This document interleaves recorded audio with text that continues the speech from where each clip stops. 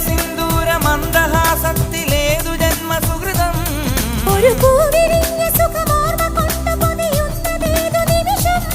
പുടവയ്ക്കായി ഇന്നു വന്നില്ലേ ഉലകങ്ങൾ നെയ്തു തന്നില്ലേ വിരൽ തൊട്ടോ തമ്മിലറിയാതെ തളിരിട്ടു മുല്ലകൾ ബമ്പാട്ട് ഹുടുകി